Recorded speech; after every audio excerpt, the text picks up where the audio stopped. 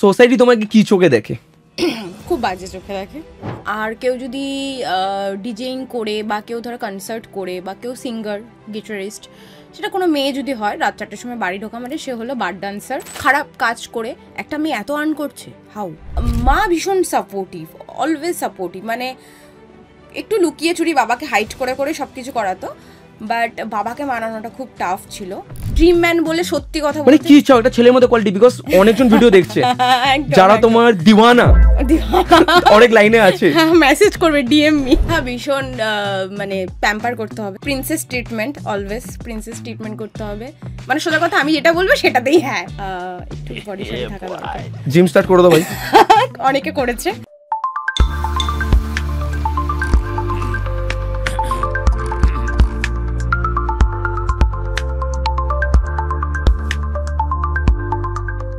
জয় শ্রীকৃষ্ণ, আমার নাম Sourav Singh. Welcome to my YouTube channel singer talk chat over chai. আজকে যে আমাদের guest, she is one of the best DJ in India, Elina. কেমন আছো? খুব খুব ভালো, খুব ভালো। কজ বিজি শিডিউলের মধ্যে থাকলে মানুষের মনও ভালো থাকে, মাইন্ডও ভালো থাকে, তো সব কিছু মিলিয়ে বিজি শিডিউলের মধ্যে আমি খুব ভালো আছি। আচ্ছা, why DJ? Why DJ, why not DJ? আমি যদি তোমাকে জিজ্ঞেস করি তো তোমার মনে কি আসবে যে ডিজেটা নয় কেন? হ্যাঁ, বিকজ ইন্ডিয়ান কালচারে মেয়েরা ফ্যামিলি থেকে চট করে এটা রাজি হয় না। এটাই কজ মেয়েরা কিন্তু এখন সব কিছুতেই 50-50 বা 100-100 সব কিছুতে, সব ফিল্ডেই আছে। তো আমার এই ফিল্ডে চুজ করার পিছনে অনেক বড় একটা স্টোরি আছে, শর্টে বলছি সেই স্টোরিটা। তো বেসিক্যালি অ্যাজ ইউজুয়াল সবার বাবা মার একটা ইচ্ছা থাকে যে এডুকেশনটা খুব ইম্পর্টেন্ট। আর আমিও অনেক কিছু এটার মাধ্যমে বলবো, যারা ডিজে হতে চাইছে তাদেরকেও আমি একটা পরে মেসেজ দিব, সেটা পরে বলছি।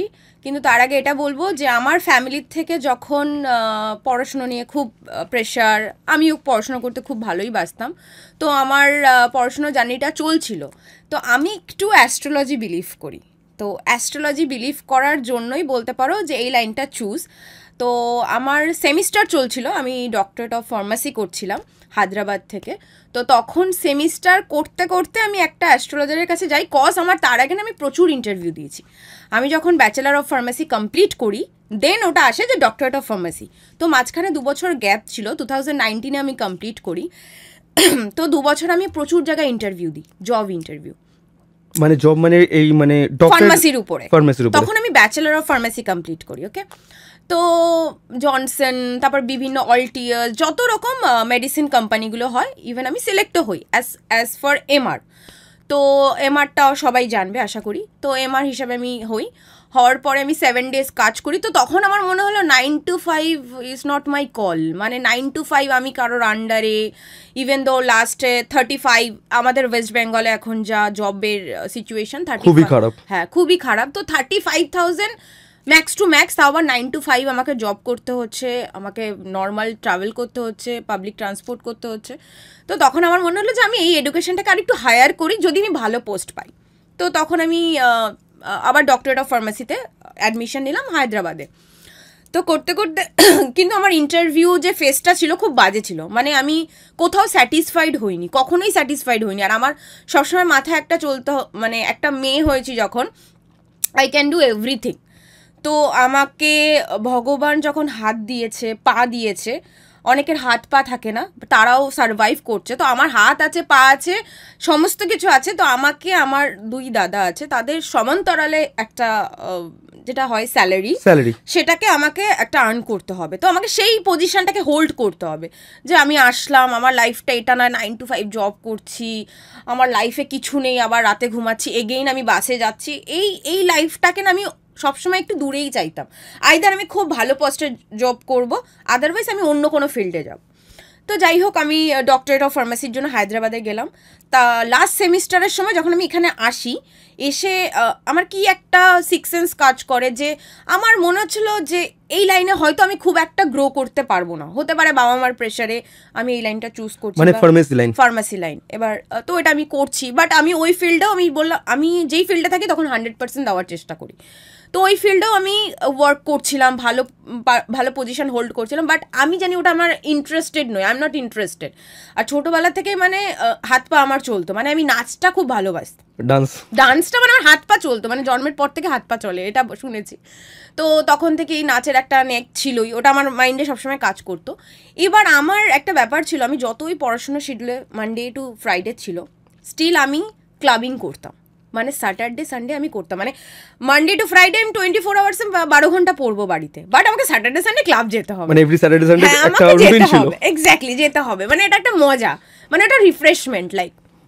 এবার না আমি হঠাৎ করে এরকম ক্লাবে যেতে যেতে, যখন লাস্ট সেমিস্টার চলছে সেই মোমেন্টের কথা বলছি, তো আমি তখন ক্লাবে দেখছি কিছু মেয়ে যারা প্লে করছে, ডিজে প্লে করছে, দূর থেকে আমি দেখতাম। তো আমার মনে হতো যে এরা এই জায়গাটা পজিশনটাকে হোল্ড করতে পারে, লাইক ডিজে মানে হলো তুমি একটা মধ্যমণি, মানে তুমি একদম আই ক্যাচিং গ্ল্যামারাস ওয়ার্ল্ডে, তোমাকে সবাই দেখতে যাচ্ছে, ইউনো, একদমই একদম ক্লাবে তুমি যাচ্ছ তো তোমাকে সবাই দেখবে, সেখানে ওই একটা মেয়ে ABCD যেই হোক, ও যদি হোল্ড করতে পারে, তো আমার মধ্যে সেই ক্যাটাগরি কোয়ালিটি আছে, আমি হোল্ড করতে পারবো, সেই জায়গাটাকে হোল্ড করতে পারবো। এবার কী করে কী শিখতে হবে সেটা একটা আনাদার পার্ট। তো এবার আমার মধ্যে দুটো কোয়েশ্চেন, একদিকে ডক্টর, একদিকে ডিজে। তো মানে আমি পুরো দুবিধায় আছি যে আমি কোনটাকে চুজ করব। এদিকে লাস্ট সেমিস্টার, এতগুলো টাকা পয়সার একটা ব্যাপার রয়েছে, সব দেওয়া হয়ে গেছে। তো আমি ভাবলাম যে দুটোকেই আমি করব, কম্বাইন করব, একসাথে করব। লাস্ট সেমিস্টার চলছে, আমি বলছি অলরেডি। তো এমন হয়েছে আমি গাড়িতে পড়তে পড়তে যাচ্ছি ক্লাস করলাম, গিয়ে ক্লাস করার পর আবার যখন ব্যাক টু হোম, আমি আবার পড়তে পড়তে বাড়ি যাচ্ছি, কারণ আমি জানি 12 দিন পর আমার সেমিস্টার, আবার ক্লাসও করছি, ডিজের কোর্সটা যখন করছি আর কি, তখন এরকম সিচুয়েশন হয়। তারপরে আমি গেলাম, তার কিছুদিন আগে আমি বললাম যে অ্যাস্ট্রোলজি বিলিভ করি, তো অ্যাস্ট্রোলজারের কাছে আমি গেছিলাম।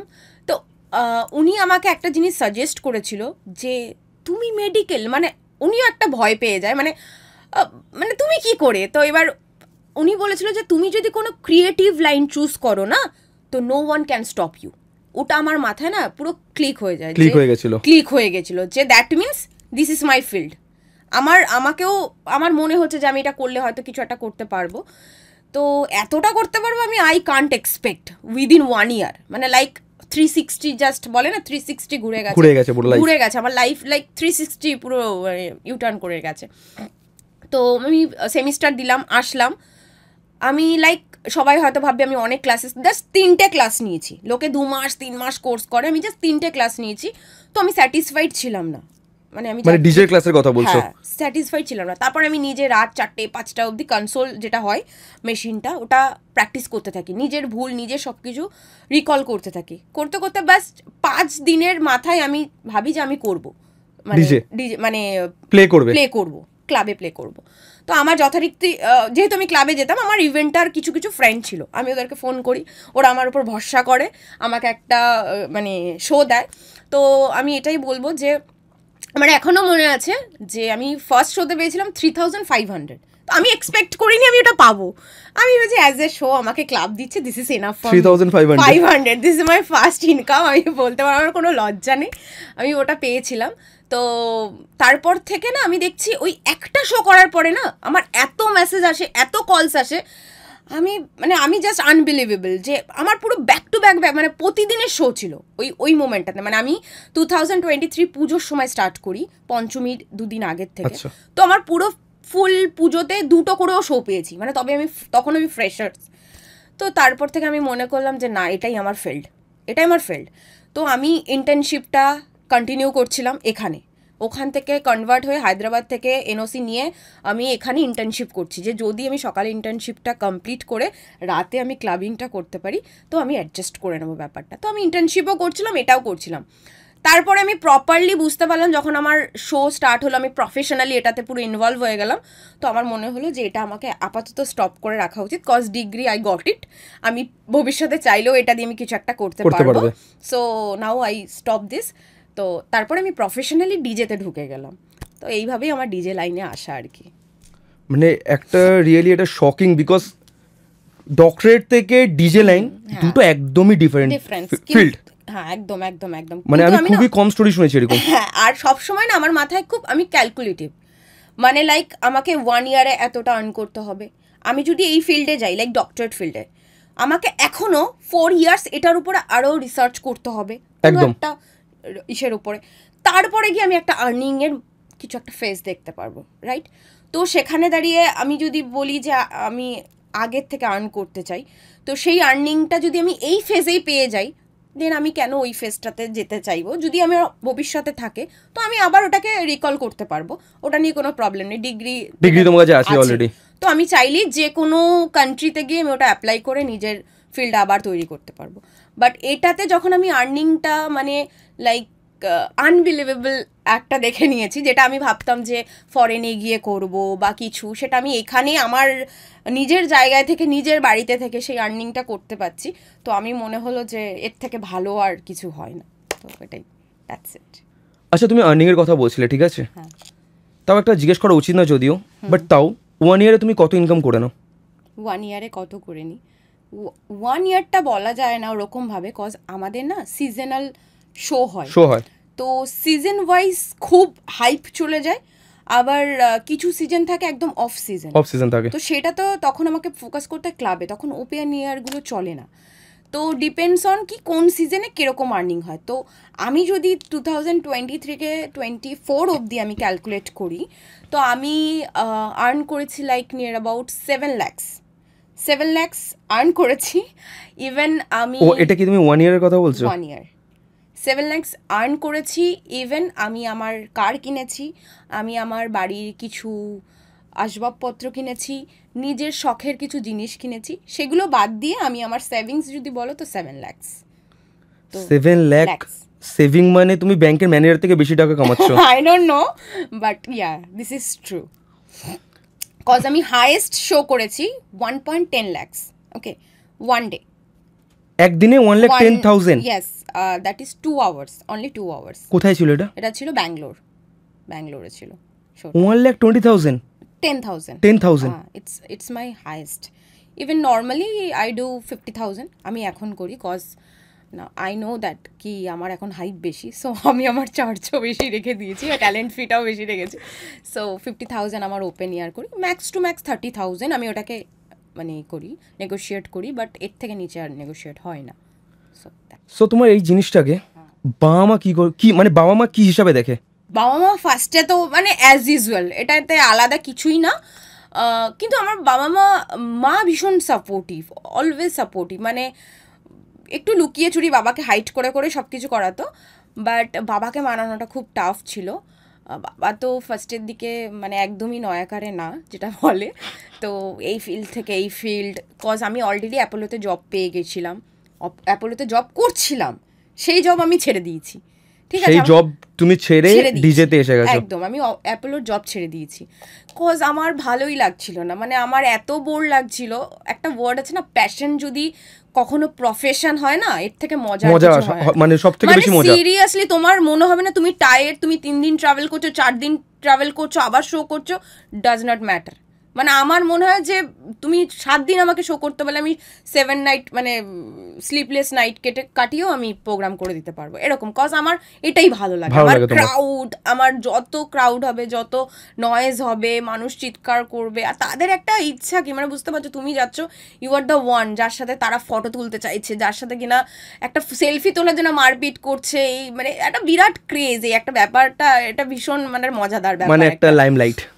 এক্স্যাক্টলি, এই লাইমলাইটটাকে সবাই ইউটিলাইজ আবার করতে পারে না, যদি ঠিকঠাকভাবে ইউটিলাইজ করা যায় তাহলে অনেক দূর এগোনো যাবে, কজ 1 বছরেই শেষ নয়, অনেক দূর যেতে হবে।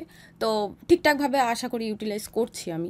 বাবা মার কথাটা যেটা আছে, তো বাবা মা ফার্স্টের দিকে বোঝার চেষ্টা করছিল না কি হচ্ছে না হচ্ছে, তারপর একটার পর একটা শো হচ্ছে, দেখছে ভিডিওগুলো যখন আমি ইনস্টাগ্রামে পোস্ট করছি, ওরা করছে যে উত্তরী দেওয়া, তারপরে তোমার ফ্লাওয়ার বুকে যেগুলো হয় যেভাবে করে, তারপর মেডেল দেওয়া, তারপরে তোমার এত মানুষ হই হই করছে, ফটো তুলবে, এই করবে, আস্তে আস্তে দেখতে দেখতে তারাও বুঝলো যে এটা একটা ওপেন কনসার্ট। অ্যাজ ইউজুয়াল যেরকম অনেক বড় আর্টিস্টরা, সুনিধি চৌহান, যারা যারা রয়েছে, তারা যেরকম ওপেন কনসার্ট করে অ্যাজ লাইক কনসার্ট, তখন বুঝতে শুরু করলো। তারপর আমি 1-2 কনসার্টে নিয়ে গেলাম ওনাকে, হ্যাঁ, তো নিয়ে যাওয়ার পর তারা একটা মানে আলাদাই একটা ফিলিংস, যে তারা প্রাউড ফিল করতে শুরু করলো যে না, আমার মেয়েকে এত মানুষ চাইছে, শি ইজ মাই গার্ল। তো তখন তারা আবার অন্য রিয়াকশান, নাও আমার ফ্যামিলিতে কোনো প্রবলেম নেই, তুই কর, লাইক দ্যাট। বাবা মা বলছে এখন তুই কর, কেউ বলতে আসলে ওই ওই পজিশন হোল্ড করে দেখা, এরকম মানে এরকম রিয়াকশন আছে, তুই ওই পজিশন হোল্ড করে দেখা। তো এর থেকে আমার মানে এখন নাও ফ্রি বার্ড, মানে আমাকে শুধু বুম করতে হবে, এটাই হলো আমার লাইফে গোলস। না, বাবা মার সাপোর্ট যখন থাকে সব, ওর থেকে মজা কিছু নেই। কিছু নেই, আমার কোনো টেনশন নেই। মানে রাত এরকমও হয়েছে, রাত 3:30টার সময় আমাকে ফিরতে হয়, আমার গাড়ির ড্রাইভার আছে, তা সে ধরো ফিরলো, বাবা গিয়ে দরজা খুলছে, আমার কনসোলটা নিয়ে আসছে, কারণ আমি টায়ার্ড হয়তো, তার জন্য কনসোল নিয়ে আসছে, মানে এইরকম, মানে ম্যাটার না, 4টে বাজলেও আমি ঢুকছি, জানে যে আমি কনসার্ট করেই ফিরছি, তো বাবা গিয়েই দরজা খুলছে, এরকম একটা ব্যাপার। কিন্তু আমি বাবাকে ভীষণ ভীষণ ভয় পেতাম, মানে এখনও পাই সেখানে যে একসেপ্ট, কারণ বাবা যথেষ্ট নলেজেবল পার্সন, তো সে তো দুনিয়াটা দেখেছে, এবার সে যখন রিলেট করতে পারছে যে না এটা কোনো ভুল নয় বা ভুল কাজ নয়, এটা যথেষ্ট একটা প্রাউডের কাজ, তো তখন এখন অ্যাকসেপ্টেড, এখন টোটালি অ্যাকসেপ্টেড। আচ্ছা, একটা কথা বলো, আমি দেখেছি নর্মালি যারা ফিমেল ডিজে হয় তারা অনেক শর্ট ড্রেস পরে, হ্যাঁ শর্ট ঠিক ড্রেস আছে, পরে, একদমই, হ্যাঁ হ্যাঁ হ্যাঁ, লাইক রিভিলিং ক্লোথসও বলতে পারো, একদম, ঠিক আছে, এন্ড আই ডু অলসো, হ্যাঁ, আমি তো পরি। সো লাইক আমি ছেলের পয়েন্ট অফ ভিউ থেকে বলছি, ওকে, একটা ফাংশনও কিংবা পাবও কিংবা যেখানেই হোক, তুমি যেখানে শো করতে যাচ্ছ, হাজার হাজার ছেলে আসে, হ্যাঁ হ্যাঁ, সবাই ড্রিঙ্কস করেও আসে, যদি ক্লাবে তুমি ডিজে বাজাচ্ছ মানে ওইখানে ড্রিঙ্কস করবে, ইজ ভেরি নর্মাল, 100% ড্রিঙ্কস করে থাকে, একদম একদম। তো এরকম কোনোদিন ফেস করতে হয়েছে কোনো ছেলের সাইড থেকে যে তোমাকে যেটা বিশাল ভয় লেগে গেছে ওই জায়গাটায়, কি না তুমি মানে তুমি সেই জায়গাটায় ফিল করছো না আমি এই জায়গাটা সেফ না, ইয়া কোনো ছেলে এরকম অফার করেছে কিছু যেটা তোমাকে পরে তুমি ভেবে জিনিসটাকে অনেক খারাপ লেগেছে, কি আমাকে এই ছেলেটা এরকম কেন বললো? এক্স্যাক্টলি, বাট কি বলি, অনেকে হয়তো প্রসেসটা জানে না, ক্লাবের প্রসেসটা আমি তোমাদেরকে একটু বলি। ক্লাবের প্রসেসটা হলো মানে খুবই secure, club is so secure, cause তোমাকে এয়ারপোর্ট থেকে ওরা গাড়িতে করে নিয়ে আসবে, গাড়িতে আনার পর তোমাকে একটা অ্যাকোমোডেশন দিচ্ছে, হোটেলে দিচ্ছে, তারপর ওখান থেকে ওদের ক্লাবের বাউন্সাররা তোমাকে নিতে আসবে, তো তোমাকে বাউন্সারদের দিয়ে ক্লাবে ওঠানো হবে, মানে তুমি যেই কনসোলে প্লে করবে সেখানে ওঠানো হবে, তারপর তোমার শেষ, তোমাকে আবার ওরাই একেবারে গাড়ি অবধি নিয়ে গিয়ে চলে, তো মিডিলে কোনো থার্ড পার্টির সাথে তোমার ইন্টারাকশনই হচ্ছে না, থার্ড পার্টি ইন্টারাকশনের কোনো জায়গায় নেই যে তুমি আলাদা বেরিয়ে যাচ্ছ, কেউ তোমার পিছন করছে, তো পুরোপুরি না ক্লাবের একটা রেসপন্সিবিলিটি থাকে, কজ তারা বাইরে থেকে একটা আর্টিস্ট আনছে, একটা আর্টিস্টের জন্য কিন্তু ক্লাব বন্ধ করাবে না, একদমই ঠিক কথা। তো আমাদের যদি 25,000 টাকা দেয় একটা ক্লাবে, তো সেই 25,000-এর জন্য তাদের 25 লাখ টাকার কিন্তু কোনোদিনও কিছু করবে না, তাদের এই জন্য মানে যত ম্যান পাওয়ার আছে সেটাকে ইউজ করে, ওরা খুব ভালোভাবে ইউটিলাইজ করে। তো ফিলহাল আমি যেই প্রপার্টিগুলোতে করেছি সেইগুলোতে আমি কোনো রকম ব্যাড মানে কি বলে অ্যাপ্রোচ করা এরকম অ্যাটমসফিয়ারটা তুমি এরকম ব্যাড কিছু পাইনি, সত্যি বলতে আমি এখনো পাইনি, বাট হ্যাঁ এরকম কিন্তু হয় এরকম প্রচুর দেখবে সোশ্যাল মিডিয়াতে পোস্ট আসে, হয়েছে, পেমেন্ট করার সময় পেমেন্ট অনেক সময় হোল্ড করে দেয় না, বলে চলে যাও, যাদের একটু ফ্যান ফলোয়ার্স কম বা জানে যে এদের সোশ্যাল মিডিয়া হ্যান্ডলার নেই, নর্মাল একটা ডিজে, তো তাদের পেমেন্ট কিন্তু হোল্ড করিয়ে দেয়, এরকম প্রচুর আছে আমাদের যখন ডিজে ইন্ডাস্ট্রি আছে সেখানে এরকম প্রচুর মেসেজ করে, 90,000 দিয়ে বুক করেছে, হার্ডলি 5 to 10,000 দিয়েছে, 80,000 ডিউ, এবার তুমি তার সাথে কি মারামারি করো, তুমি থাকো কলকাতায়, তুমি প্লে করতে গেছো হায়দ্রাবাদ, তুমি তো কিছুই করতে পারবে না, তুমি তো চলে এসো, সেটাই। তো এরকম অনেক প্রসেস থাকে যে একেবারেই যে নেগেটিভ কিছু নেই, প্রচুর নেগেটিভ আছে, ডিপেন্ডস অন তুমি কোন প্রপার্টিতে যাচ্ছ, কোন ইভেন্টারদের সাথে কাজ করছো, কোন মানে কাদের সাথে তুমি আছো, ডিল করছো কাদের সাথে বেসিক্যালি, এক্স্যাক্টলি। এবার কি হয় না, এগুলো ম্যাক্সিমাম হয় যারা কম বাজেটে কাজ করে, তাদের সাথে এগুলো ম্যাক্সিমাম হয়েই আসছে, বড় বাজেটের কাজ তুমি যদি পাও 10%, ছোট বাজেটের কাজে তুমি পাবে এটা 90%, কারণ ভাবে যে ছোট আর্টিস্ট কি আর করে নেবে, কি আর হবে, পেমেন্ট হোল্ড করিয়ে দিচ্ছে, বা বাজে অ্যাপ্রোচমেন্ট আসছে, হোটেলে চলে আসলো, তারপরে হয়তো কেউ ওনার বা কোনো ইভেন্টার এসে নক করলো, বললো যে কথা বলবো বা 2 মিনিট, বাজে কোনো ইনসিডেন্ট হয় না কজ এখন সোশ্যাল মিডিয়ার যুগ, বাট একটা অ্যাপ্রোচ করে দিল, একটা বাজে একটা বলেই দিল, সেটা এরকম অনেক কিন্তু আসে, মানে মেসেজ আমাদের গ্রুপে, মানে ওয়ার্ল্ড ডিজেস একটা গ্রুপ আছে, আমাদের কলকাতা ডিজেস একটা গ্রুপ আছে, ওখানে কিন্তু এরকম টুকটাক আসতেই থাকে, তখন আমরা ডিজেস কমিউনিটি কিন্তু ওটাকে চেষ্টা করি ওটাকে কিছু একটা শুরু করার, এরকম আসে। আর শর্ট ড্রেস যেটা বলছো, শর্ট ড্রেস আমি বেসিক্যালি ছোটবেলা থেকে শর্ট ড্রেস পরতে ভালোবাসি। ইট ডাজ নট মিন কি আমাকে ডিজে হওয়ার পরে শর্ট ড্রেস পরতে হবে। আমার প্রোফাইলে যদি কেউ আমাকে পুরোনো ফটোও দেখে আমি এরকমই ড্রেস আপ করতাম। আর আজকে আমি ডিজে, তো এখন তো আমি ওটা হোল্ড করা কোনো ম্যাটারই না, কজ ডিজেসদের জন্য শর্ট ড্রেস ম্যাটার করে না, বাট আমার মনে হয় যে ক্যারি করতে পারে, ক্যারিটা সব থেকে বড় কথা। আমি শাড়ি পরেও কনসার্ট করেছি, আমার প্রোফাইলে দেখতে পারবে। আমি শর্ট থেকে শর্ট ড্রেস পরেও আমি কনসার্ট করেছি। এবার শর্ট ড্রেসটা কখনো ম্যান্ডেটরি না যে শর্ট ড্রেসই পরতে হবে, এবার ডিপেন্ড করছে কে কীভাবে নিতে পারে। এবার হ্যাঁ, ফিমেল ডিজেস, ওই যে বললাম লাইমলাইটে থাকা, সবার একটা আই ক্যাচি ম্যাটার থাকে। তো মেয়েরা হয়তো মেয়েদের থিঙ্কিং থেকে, আমারও থিঙ্কিং থেকে যেটা বলে, আমার মনে হয় যে শর্ট ড্রেস পরলে আমার তো ভীষণ কমফর্ট লাগে, আমি ভীষণ কনফিডেন্ট ফিল করি। কজ আমি মানে যেরকম ওপেন এয়ার আমি চাই একটু শর্টস পরতে, মানে ওয়ান পিস টাইপের পরি না, কজ আমার একটু ডান্স মুভস থাকে, তো তার জন্য শর্টস পরাটা আমার বেশি কমফর্ট লাগে। ইভেন আমার কিছু কিছু আর্টিস্টকে আমি দেখি, যেরকম সুনিধি চৌহান আমি যে বললাম, তো ওনার মানে কনসার্টগুলো যখন দেখি আমার ভীষণ ভালো লাগে। ওনারাও যদি ক্যারি করতে পারে, শর্ট ড্রেস পরতে পারে, ওরাও আর্টিস্ট, আমরাও আর্টিস্ট, একদমই। তো ওরা যদি ক্যারি করে হোল্ড করতে পারে, পারফর্ম করতে পারে, কনসার্টে বুম করতে পারে, আমরা কেন পারবো না?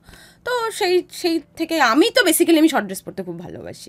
এবার কে পরে কে না পরে সেটা জানি না, আমিও ভীষণ রিভিলিং ড্রেস পরি। সো যারা তোমার আশেপাশে বাড়ি থাকে, সোসাইটি তোমাকে কি চোখে দেখে? খুব বাজে চোখে দেখে। কেন? খুব বাজে, মানে খুবই বাজে। কেন?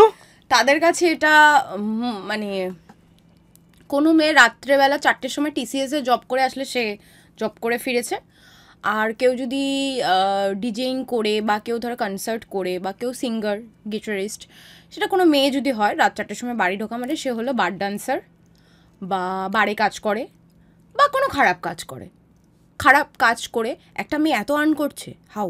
সবার আগে মাথায় এটাই চিন্তা আসে, হাউ?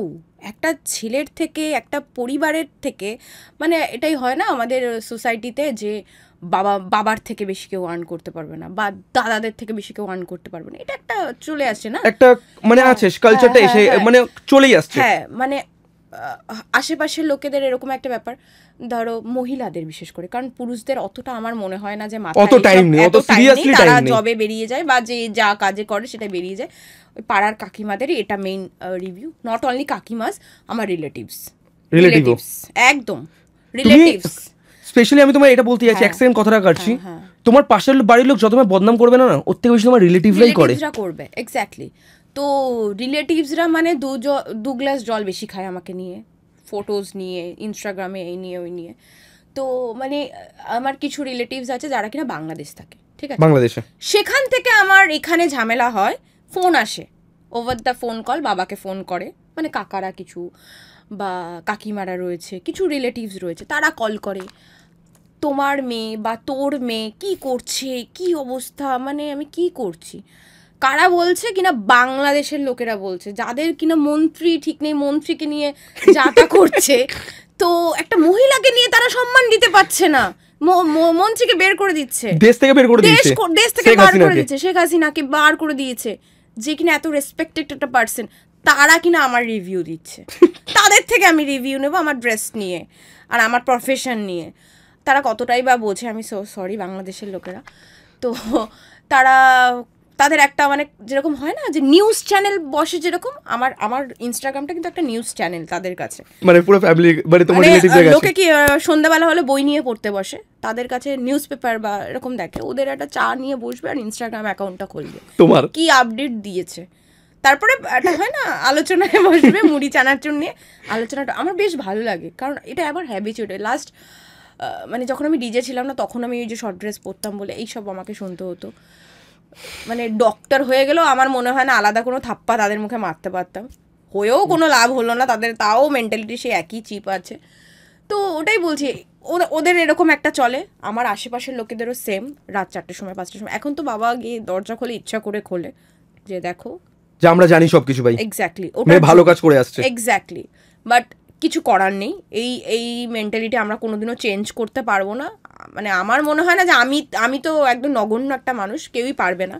এখনও মাঝে মধ্যে ডিমোটিভেট হয়ে যায় বাবা মা, যে থাক, কখনো কখনো বলে ফেলে, এত যখন চারিদিক থেকে ফোন কলস আসে না, তো তখন যে এত পড়াশুনো করলো, এত কিছু করলো, সেখান থেকে ডিজে কেন, হঠাৎ করে এইটা কেন, এরকম একটা প্রশ্ন আসে তাদের মনে। তখন বাবাকে ফোন করে বা মাকে ফোন করে, তখন মা বা বাবা একটু ডিমোটিভেট হয়ে যায়, তখন আবার আমাকে বলে, তখন আমি একটু ডিমোটিভেট হয়ে যাই। তারপরে ভাবি না, আমাকে ডিমোটিভেট হলে হবে না। তারপর আমি বলি যে তাদের কি যোগ্যতা আছে, তারা কত আর্ন করে, তারা কি করেছে লাইফে, তারা সেই তো যাবে জব করবে, ওই যে 9 to 5 জব করবে, আসবে, তাদের কাজই হলো ওই স্ক্রল করা। পিএনপিসি তারা এগিয়ে প্রিয়াঙ্কা চোপড়াকে বলুক না, তারা কি দীপিকা পাদুকোনকে, তারা কি রিভিলিং ড্রেস পরে, তারা কি কিভাবে করছে, তাদের হাজবেন্ড আছে, ফ্যামিলি আছে, সবাই আছে, বাচ্চা আছে, সমস্ত কিছু আছে। তাদেরকে যদি না বলতে পারে, আমাকে কেন বলছে? আমাকেও সেইভাবে দেখবে, ব্লক করে দেবে, সেই অপশনটা, আমি সেটাই বলি।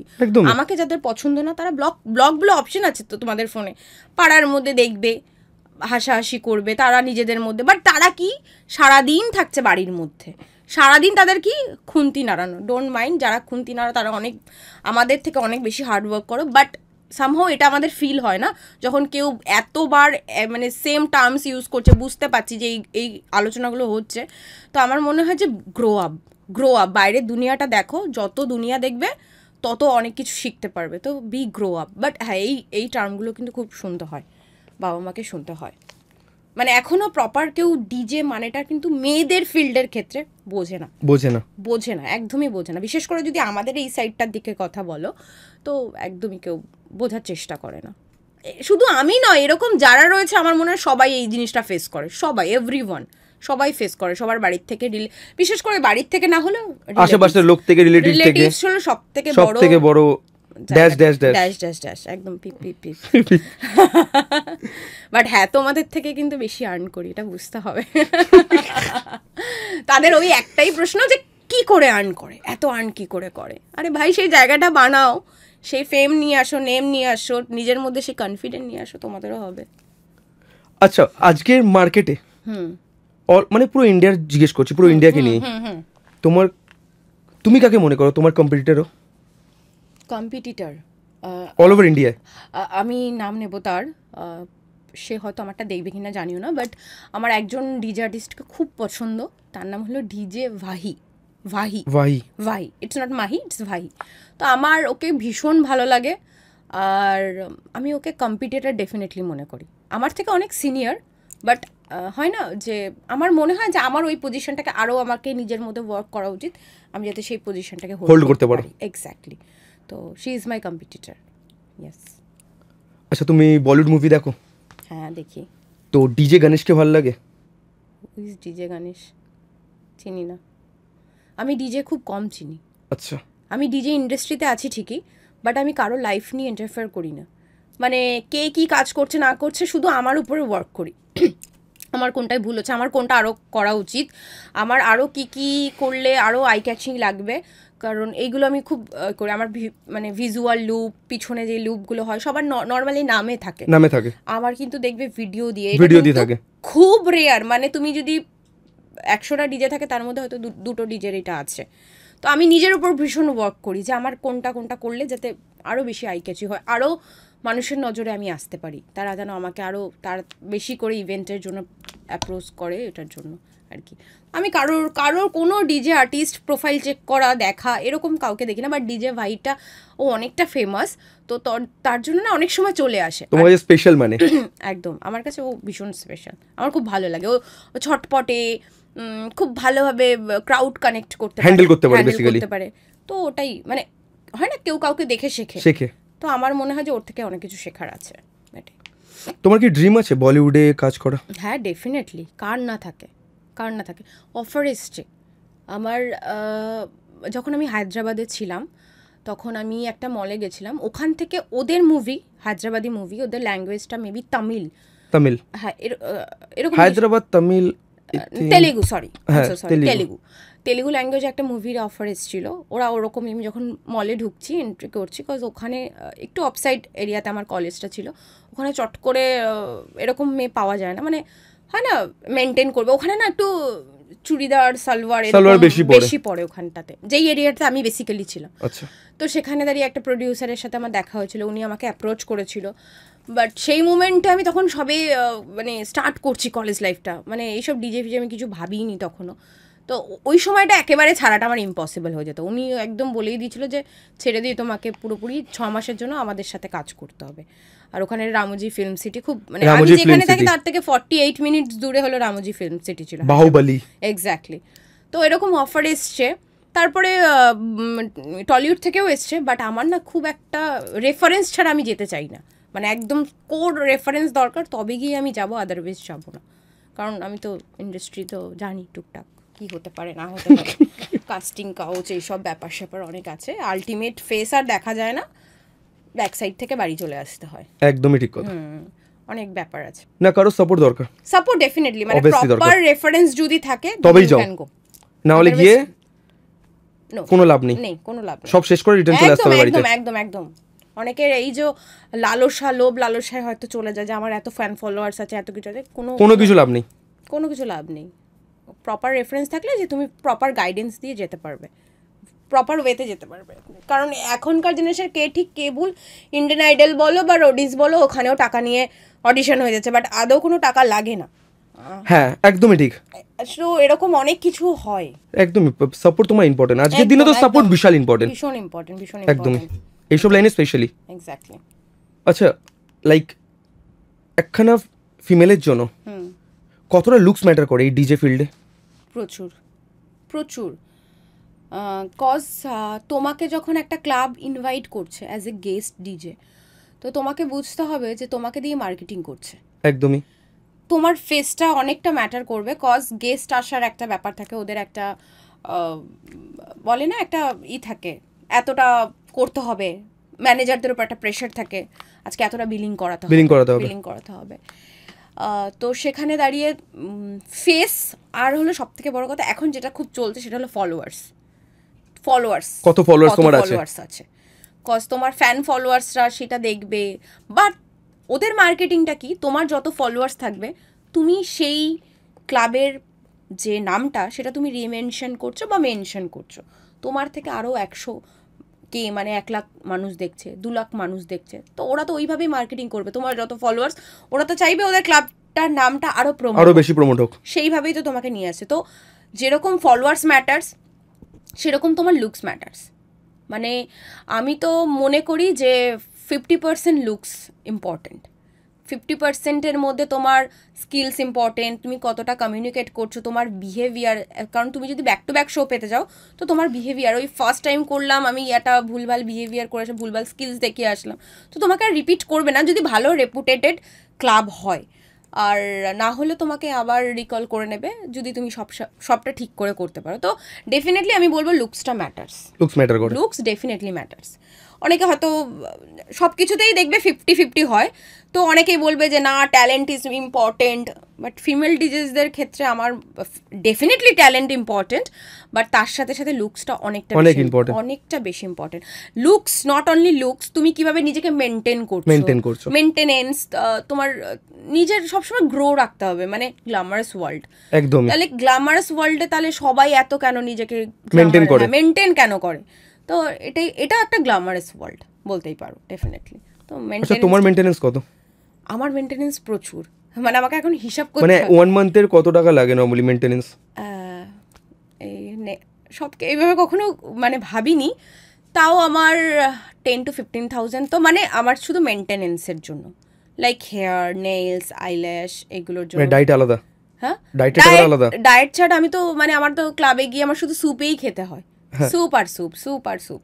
বাড়িতে থাকলেও আমি স্যালাডটা বেশি প্রেফার করি, ওগুলো তো নর্মালি থেকেই যায় বাড়িতে, তো ডায়েট আলাদা করে কিছু করি না, বাড়িতে যেটা থাকে সেটা দিয়ে হয়ে যায়, ওটার জন্য কোনো টাকা পয়সা খরচা হয় না, বাট মেনটেনেন্সে খরচা আছে। আচ্ছা ক্লাবে যে যাও ফ্রিতে তো আনলিমিটেড ড্রিঙ্কস পাওয়া যায়, খাও তুমি? না আমি নন অ্যালকোহল পারসন, যারা চেনে তারা জানে, আর যারা অনেকের মনে এই কোয়েশ্চেনটা ছিল যে আমি ড্রিঙ্ক করি, বাট না আমি একদম নন অ্যালকোহল পারসন। ইভেন রেড বুলটাও খাওয়া ছেড়ে দিয়েছি, কজ আমাকে যখন আমি শো করে ফিরি আমার একটু ঘুম দরকার, ওই রেড বুলটা খেলে আমার ঘুমটাও আসে, তো আমার মনে হয় যে আমার ঘুমটা বেশি ইম্পর্টেন্ট, ওইটুকুনি রেড বুল খেয়ে একটু নাচানাচি করলাম, আমি খুব এনার্জেটিক, গান পেলেই আমি নাচি, তো আমার আলাদা করে রেড বুলের দরকার হয় না, তো আমি একদম non smoker, even though non alcoholic person. তো এটাই, তোমার যদি হেল্পার পেপার লাগে আমাকে বলো, ডেফিনেটলি বলবো। এটা অনেকেই বলে যে আরে মানে তুই কেন এটা চুজ করলি? আমাদের করা উচিত ছিল, আমরা সব ফ্রিতে মদ খেতাম, ফ্রিতে হুক্কা খেতাম। আমি আমার জন্য বলছি না, আমার একটা বন্ধু আছে, ওকে পাঠাবো তোমার সাথে, ও তোমার সাথে যাবে অ্যাজ আ তোমার বাউন্সার হয়ে, তোমাকে তোমার জিনিসপত্র বই নিয়ে যাবে। আচ্ছা ঠিক আছে, আমার একটা বাউন্সার দরকার, তাহলে পাঠিয়ে দিও, ফ্রিতে করে দেবো। ডান, আমি ওর নাম্বার, তোমার নাম্বার ওকে দিয়ে দিও, আজকে আমাকে যা বলবো তাই পাঠিয়ে দিয়ে দেবে।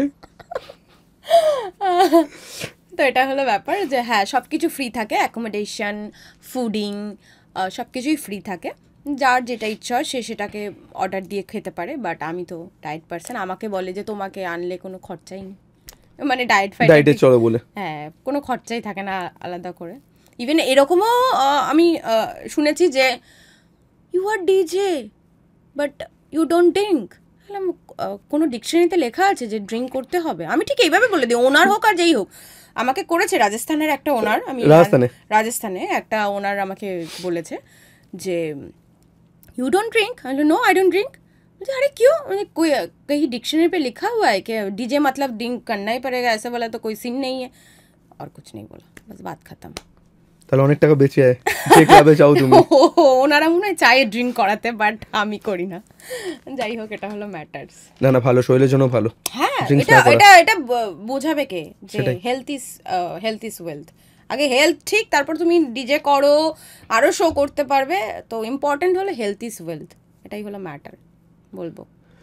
তোমাকে দেখে যারা এখন রিসেন্টলি ভাবছে আমি ডিজে হব, এক্স্যাক্টলি, অনেক মেয়ে আছে এরকম, অনেক প্রচুর মেয়ে আছে, হ্যাঁ গুড কোয়েশ্চেন। তাদের জন্য তুমি কি বলতে চাও? আমি এটা একটা গুড কোয়েশ্চেন। এটা আমার মনে হয় যে তুমি না করলেও এই কোয়েশ্চেনটা আমি বলে দিতাম। কজ সবার আগে আমি একটা কথা বলবো মেয়েদেরকে, অনেক মেয়ের ডিএম আসে কিন্তু আমার কাছে। ইভেন দুদিন আগেও একটা মেয়ের সাথে কনভারসেশন হচ্ছিল, তো ও বলছিল দিদি আমিও ছটপটে তোমার মতন, হ্যাঁ ডিজে হব। বা অনেকে যারা করছে চলে এসছে, তারা বলে দিদি আমি তোমার মতন এত ছটপটে, আমি মানে আমার কিন্তু ভীষণ ভালো লাগে। তো সবার আগে আমি এটা বলবো, ছেলে হও আর মেয়ে হও, সবার আগে তোমরা কিন্তু একটা নিজের মানে ন্যূনতম গ্র্যাজুয়েশন লেভেলটা রেখো বা এডুকেশন লেভেলটা রেখো, যাতে যেরকম আমাদের করোনার সময় যেটা লকডাউন পড়েছিল, তখন কিন্তু সব বন্ধ ছিল। তো ইন ফিউচার যে আবার কিছু হবে না মানে এরকম কোনো ব্যাপার নেই। বাট যখন তোমার মধ্যে কোয়ালিফিকেশান থাকবে, তুমি কোয়ালিফাইড একটা যে কোনো কিছু, লাইক গ্র্যাজুয়েট হতে পারে, সেটা ডিগ্রি হতে পারে, তখন না তোমার মাথায় কোনো টেনশন থাকবে না যে ক্লাব বন্ধ, এই সব বন্ধ, আমি কি করে খাবো। তো তুমি একটা নর্মাল কল সেন্টারে জব করো, আর্ন করতে পারবে, রাইট? তো এটাই আমি বলবো যে কোনো শর্ট, হ্যাঁ আমি একটু স্মার্ট ওয়ার্কে পছন্দ করি হার্ড ওয়ার্কের থেকে। স্মার্ট ওয়ার্ক করো, বাট তার আগে তোমাদের যে এজটা আছে সেই এজে এডুকেশন লেভেলটা কমপ্লিট করেই তারপর এই লাইনে যাও। এবার যদি তুমি মনে করো যে এডুকেশন আমার কমপ্লিট, এবার আমি দিদিকে দেখে খুব ইন্সপায়ার, আমি এই ফিল্ডে যাব, তো তার জন্য বলবো নিজের উপরে সবার আগে কনফিডেন্ট হও। চট করে এই লাইন চুজ করো না, সবার লাক সেম যায় না, সেম দেবে না। 100 জনে 1 জন হয়, 100 জনে 5 জন হয়, 100 জনে 100 জনে কিন্তু ফিমেল ডিজে সেই রকম নাম করতে পারে না। তো তার জন্য বলবো যে নিজেকে আগে নিজে চেনো যে আমি এই ফিল্ডের জন্য কমফোর্টেবল কিনা, আমার লুকস, আমার মেনটেন্স, তারপরে তোমার কথাবার্তা, তোমার কত সোর্স আছে, কত তোমার ফলোয়ার্স আছে, এগুলো কিন্তু ম্যাটার্স করে। তো তুমি কিন্তু সব কিছু ভেবে চিন্তে এই ফিল্ডে আসো। দেখলাম ও পারছে আমি করব না, নো ওয়ে, এটা নয়, সবার জন্য সব কিছু নয়। তার জন্য তুমি যদি গাইডেন্স চাও, আমি তো অলওয়েজ আছি। যদি এরকম কেউ ভেবে থাকো, অনেকে ডিএম করো, আমি নিজের থেকেই না বলে দিই যে ডোন্ট কাম। আমি আগে বলি তোমার ফটো পাঠাও, তোমার সাথে আমি ওর সাথে কনভারসেশন করি, দেখি যে কতটা কনফিডেন্ট সে। তো কনফিডেন্ট লেভেলটা খুব দরকার, কারণ তুমি 10,000 ক্রাউড 5,000 ক্রাউডকে তুমি হ্যান্ডেল করছো, তোমাকে তারা ভরসা করে ছেড়ে দিচ্ছে, তো তোমাকে ওদেরকে নাচানোর দায়িত্বটা তোমার, মানে একদমই। তো সেখানে তোমার নিজেকে কতটা কনফিডেন্ট হতে মানে 5,000-এর মধ্যে কিন্তু তোমার 5,000ই ফ্যান হবে না, একদমই না। তোমার দুশমনরাও থাকবে, যাকে মানে তোমাকে পছন্দ করে তারাও আসবে দেখতে। তো তাদের মধ্যেও যাতে সেই জিনিসটা আসে যে না, কেউ এসছিল আর কেউ একটা কিছু করে দিয়ে গেছে, তো সেখানে দাঁড়িয়ে কনফিডেন্টটা খুব দরকার। আমি জানি যে আমার এই কনসার্টে আমার দুশমনরাও আসে, বাট স্টিল আমাকে কতটা কনফিডেন্ট থাকতে হচ্ছে যে আমাকে সেই প্ল্যাটফর্মে গিয়ে আমাকে নিজের কনফিডেন্স লেভেলটাকে কতটা হাই করে প্লে করতে হচ্ছে, সবাইকে নাচাতে হচ্ছে। তো কনফিডেন্টটা খুব ইম্পর্টেন্ট, এটাই বলবো। চট করে এই লাইনে কেউ মানে চলে এসো না, এটাই বলবো। যে ফিমেল হয়েছে, ফিমেল ডিজেসদের অনেক টাকা হয়, এটা ভাবে নরমালি আজকাল মেয়েরা, নরমালি অনেক টাকা, ও শো করছে এত টাকা পাচ্ছে, আমিও একটা শো করবো। বাট হ্যাঁ, তুমি 1 মাস করবে, 2 মাস করবে, 3 মাস পরে তোমার মধ্যে সেই কোয়ালিটিস গুলো যদি না থাকবে, তোমাকে আর কেউ নেবেও না, তখন তুমি হারিয়ে যাবে মার্কেট থেকে। তো এরকম অল্প দিনের জন্য এসে লাভ নেই, আসবে যখন পুরো একদম তৈরি হয়েই আসো, মানে ফুল ফিটে, একদম ফুল ফিটে। আচ্ছা, লাস্ট কোশ্চেন, লাইক তোমার লাইফে বেস্ট, মানে বেস্ট ডিজে শো কোনটা, আর তুমি কত বছর পর্যন্ত এই ডিজে ফিল্ডে থাকতে চাও? তো যদি বেস্ট বলো, সেটাতে হলো মাকে নিয়ে আমি একটা শোতে গেছিলাম, আর যেটা কিনা খুব ভাইরাল হয়েছিল, কজ এরকম আশা করি কেউ করেনি এখনো পর্যন্ত, এত ডিজেসরা রয়েছে, এরকম কেউ করেনি যে মাকে নিয়ে স্টেজে গেছে, ইভেন সবার সামনে ইন্ট্রোডিউস করিয়েছে। মানে স্টেজে গেছিলে? একদম, মাকে নিয়ে স্টেজে নিয়ে গেছি, ইন্ট্রোডিউস করিয়েছি, ইভেন সেটাতে সবাই সাপোর্ট করেছে, ওখানকার লোকেরা সাপোর্ট করেছে যে তাদের শোয়ের মাঝখানে আমি একটা মায়ের ইন্ট্রো দিয়েছি, তো সেই জায়গাটাকে তারা সাপোর্ট করেছে। তো সেই শোটা মানে মা তো সবার কাছে একটা ইমোশন, ওই শোয়ের উপরে আর কোনো কিছু হতে পারে না। আর সেটা বসিরহাটের মিলন মেলা ছিল, মিলন মেলা মানে একটা ব্র্যান্ড, বুঝতেই খুব নামকরা মেলা। হ্যাঁ, তো প্রচুর লোক ছিল এখানে, প্রচুর, মানে সেই বাজি ফাটছে, একাকার অবস্থা, প্রচুর ক্রাউড ছিল। আর সেখানে মাকে নিয়ে যাওয়া আর মাকে ইন্ট্রোডিউস করা, তো সবাই সাধারণত বাবা মার বলে না, বাবা মার আইডেন্টিফিকেশনেই ছেলেমেয়েরা বড় হয় জানে। তো আমার এটা ভালো লাগলো যে আমার মা, এটা আমি ইন্ট্রোডিউস করিয়েছি। তো তারপরে না মা, আমার মতন আমার মাও ফেমাস হয়ে গেছে, স্প্ল্যানেডে যাচ্ছি, এখানে যাচ্ছি, ওখানে যাচ্ছি, আরে কাকিমা বসুন বসুন বসুন, ভিডিওটা দেখেছি খুব ভালো, আমি ক্যাফেতে যাচ্ছি, আরে দিদি ভিডিওটা খুব সুন্দর হয়েছে, মাকে নিয়ে গেছে, মানে লাইক আমার মাও ফেমাস হয়ে গেছে, আমি তো যাই হোক। তো এটা একটা বেস্ট পাওয়া যে সবাই বলছে না, বিকজ মা ছিল যে ভালো করেছো, এটা খুব একটা অন্যরকম কিছু দেখলাম। তো ওটা বেস্ট শো ছিল। আর একটা বলবো, রিসেন্টলি কিছু পোস্ট দেখতে পারবে, সেটা হলো জামশেদপুরে, যেটা বললাম যে ওখানে 15,000 ক্রাউড হওয়ার কথা ছিল, হয়েছে 10,000-এর অ্যাপ্রক্স ক্রাউড হয়েছে। বাট হয় না, ওদের পাঁচিলটা একটু ছোট, মানে রীতিমতন যারা পাস নেয়নি তারা ঝাপড়ে ঝাপড়ে পড়ে গেছে, মানে ওটা 10,000 আপ হয়ে গেছে, মানে 15,000-ই হয়ে গেছে আমার যা দেখলাম। মানে কারণ আগে ছিল পাঁচিলের ওপারের থেকে একটু একটু মুখগুলো দেখা যাচ্ছিল, তারপর শোয়ের সুর একটু একটু যখন যাচ্ছে, আস্তে আস্তে ঝাঁপিয়ে কোনো পুলিশ কমিশনার কেউ আর হ্যান্ডেল করতে পারেনি, সব গ্রাউন্ডে। তো ওটার একটা বেস্ট শো ছিল, যে মানে লাইক পুলিশ দিয়ে আমাকে গাড়িতে, হ্যাঁ দেখেছি আমি দেখেছি ভিডিওটা। আর কত বছর পর্যন্ত তুমি ডিজে কন্টিনিউ করবে? আমার ব্যাংকের একটা অ্যামাউন্ট আছে, আমি ফিক্সড করে রেখেছি যে এত অ্যামাউন্ট হলে আমি ছেড়ে দেবো। তো ওটার একটা কোঠা আছে আমার, সেটা মনে হয় 2 বছরে কমপ্লিট হয়ে যাবে। আর 2 বছরে? হ্যাঁ, 2 বছরে আমি মোটামুটি কমপ্লিট করে নিতে পারবো, যা আমার গ্রোথ দেখছি, বলতে নেই তো টাচুল। তো 2 বছর আমার মনে হয়। এবার তারপরে তো আমার তো থাকবেই ক্রেজ, তো আর চলে যাবে না তো। বাট আমি চাই আর 2 বছর।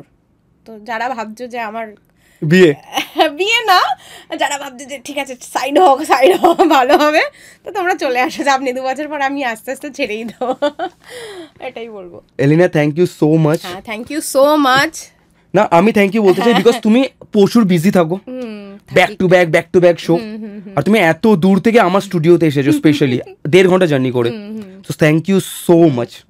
Thank you so much. আমাকেও ডাকার জন্য, অনেক ইনফরমেশন আমি তোমাদের কাছে পৌঁছালাম, যেটা কিনা ভালো হয়েছে না। এটা হয়ে অনেকের কোয়েশ্চেন থাকে, অনেক রকম কোয়েশ্চেন থাকে, আমার লাইফ নিয়ে কোয়েশ্চেন আছে, এই ইন্ডাস্ট্রিটা নিয়েও অনেক কোয়েশ্চেন ছিল। তো আশা করি এই ভিডিওটার পর সবার কাছে একদম ট্রান্সপারেন্ট, ক্রিস্টাল ক্লিয়ার। আর কেউ হয়তো আমাকে আর আশা করি কোয়েশ্চেন করবেন না, আমার বাবা মাকেও করবেন না। তো তোমাদের কাছে সবটাই ক্লিয়ার। অসংখ্য ধন্যবাদ আমাকে এখানে ডাকার জন্য। আর আমার নিজের সম্পর্কে এত কিছু বলে আমার নিজেরই ভীষণ ভীষণ ভালো লাগছে। Thank you so much.